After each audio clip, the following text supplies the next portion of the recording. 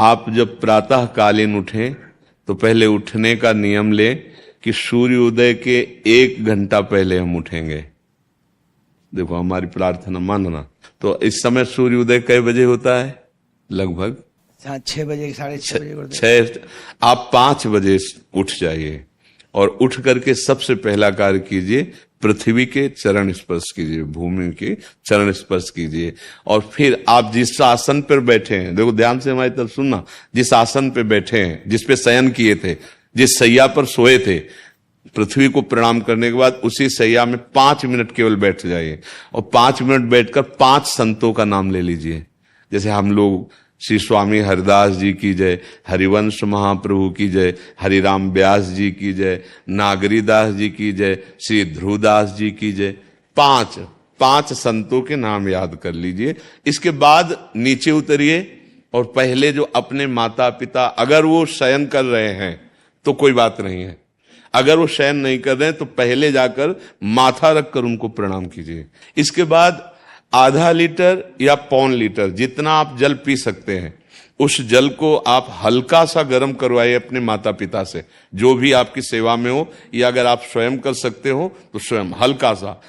अगर 500 ग्राम पी जाए तो और अच्छी बात है, और इससे ज्यादा पी जाए तो अच्छी बात है। वज्रासन में बैठना आता है? वज्रासन जानते हो आप लोग? देखो वज्रासन, वो देखो बैठ रहे हैं, ये दोनों पैरों को ऐसे करके इससे बैठकर जल पिया जाए। ये आपके ब्रह्मचर्य की रक्षा करेगा, कब्ज नहीं होने देगा और आपके मस्तिष्क की गर्मी को ठंडा करेगा। ऐसे वज्रासन में बैठकर धीरे धीरे 5 या 10 मिनट में जल पिया जाए, एकदम न पिया जाए। गिलास में लेकर के 500 ग्राम जल धीरे धीरे उसको पिया जाए। फिर इसके बाद आपको 100-200 कदम टहलना है।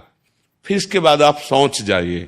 शौच अगर आपका पेट साफ हो जाता है, अगर नहीं साफ होता है, कोई ऐसी परेशानी लगती है, तो 1 चम्मच ईसबगोल की भूसी और छोटी हर का आधा चम्मच अगर रात्रि में दूध से या पानी से ले ले तो वो बार बार शौच नहीं लगाएगा, पर आपकी आंतें साफ हो जाएंगी। शौच जाने के बाद स्नान करें और फिर तुरंत, अगर आपको व्यायाम आता है तो करे, नहीं तो सीधा सरल बात होती है, 20 बार बैठ जाए बैठक और 10 बार लेटने वाली दंड। और इसके बाद जो अनुलोम विलोम, जो इससे खींचे इसे छोड़ दे, इससे खींचे इसे छोड़ दे। इसके बाद दोनों हाथ ऐसे करके 7 बार ऐसे करे, सीधा खींचे और सीधा छोड़ दे। इतना ही तुम्हारे लिए प्राणायाम की आवश्यकता है। अब अपनी दिनचर्या में लग जाए। जो पढ़ाई का कार्य दिया गया है, आगे तुम्हें और भजन की बात हम नहीं कह रहे, जो पढ़ाई का कार्य दिया गया है वो भगवान की ही पूजा है। आपकी दिनचर्या जो आपको अपने गुरुजी या टीचर जी को जाके प्रमाणित करनी है, कल जो पढ़ाई गई थी आज के लिए, वो आप सुबह सुबह उस समय व्यायाम के बाद, तो आप देखना आपकी स्मृति बहुत प्रवीण हो जाएगी।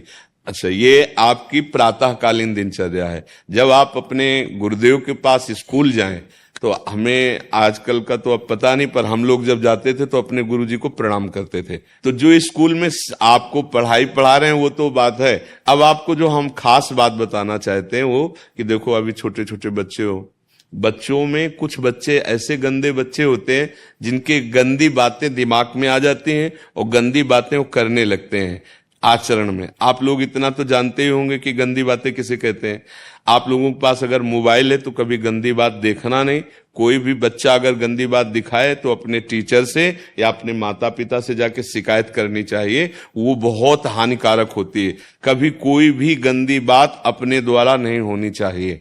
अभी आप नवीन जीवन धारण किए हुए हैं, आप भगवान की प्राप्ति, देश की भक्ति और बहुत अच्छे अच्छे पदों में जा सकते हैं। अच्छे पवित्र आचरण और पवित्र संस्कार। ब्रह्मचर्य के लिए गंदे बच्चों का संग त्याग करना, गंदी कोई ऐसी हरकत सिखावें या बात सिखावें तो उसको सुन करके छुपा नहीं लेना, तुरंत अपने टीचर से बताना या अपने माता पिता से बताना, और ऐसे बच्चे का कभी संग नहीं करना। और रात्रि के सोते समय ये जरूर ध्यान देने वाली विशेष बात है।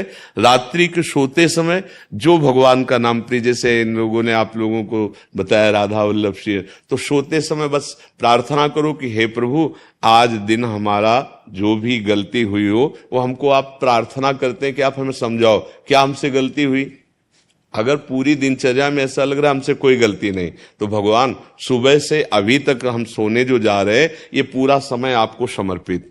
आप देखना, इसका फल देखना, एक तपस्वी की तपस्या का जो फल होता है ना, उसका ये फल मिलेगा। और सोते समय बस राधा वल्लभ श्री हरिवंश, राधा वल्लभ श्री हरिवंश, इधर उधर ना सोचते हुए, ना मोबाइल देखते हुए,